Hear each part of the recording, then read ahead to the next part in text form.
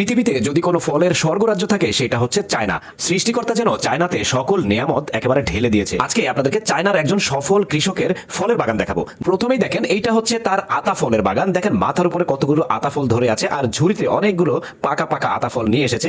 এখন দেখেন একটা পাকা আতা ফল ভেঙে দেখাচ্ছে আপনাদেরকে, চমৎকার। তারপরে এইখানে দেখেন এইটা হচ্ছে 3 ফলের বাগান।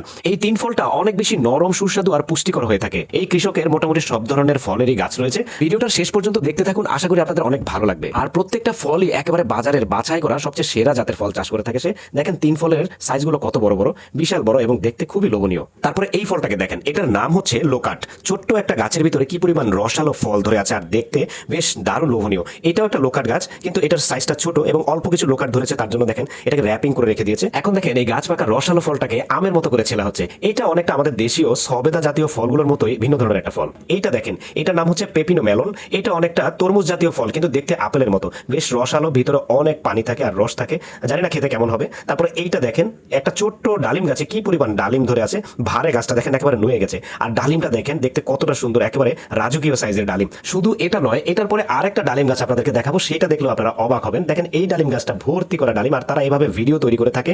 তার কারণ হলো বিভিন্ন ভিডিও তৈরি করার মাধ্যমে তারা সোশ্যাল মিডিয়াতে তাদের বাগানের এই লোভনীয় ফলগুলো কাস্টমারের কাছে বিক্রি করে থাকে এবং হোম ডেলিভারি দিয়ে থাকে বা পাইকারিও বিক্রি করে থাকে। ডালিমের পরে এখন আসি আপেলে। দেখেন কি পরিমাণ আপেল ধরেছে। আপেলের ভারে গাছটা একেবারে মাটিতে নুয়ে ছিল। আপেলটাকে দেখেন হাত দিয়ে ভেঙে দেখাচ্ছে কি পরিমাণ রসালো এই আপেলটা। এখানে দেখেন আপেলগুলোকে বাগান থেকে পেরে এনে স্তূপ করা হয়েছে। এগুলোকে দেশের ভিতরে এবং দেশের বাইরে পাঠানো হবে। তারপরে এইখানে দেখেন ছোট্ট একটা গাছের ভিতরে কি পরিমাণ আপেল ধরেছে। এখানে দেখেন আপেলটাকে হাত দিয়ে ভেঙে দেখাচ্ছে। এইখানে দেখেন আরেকটা আপেল গাছ। এত ছোট একটা আপেল গাছে যদি এই পরিমাণ আপেল ধরে, তাহলে শত শত আপেল গাছে কি পরিমাণ আপেল ধরতে পারে। চায়নাতে কৃষি কাজ করা বেশিরভাগ মানুষই শিক্ষিত হয়ে থাকে, যার জন্য তাদের কৃষি ক্ষেত্রে এত বেশি সাফল্য।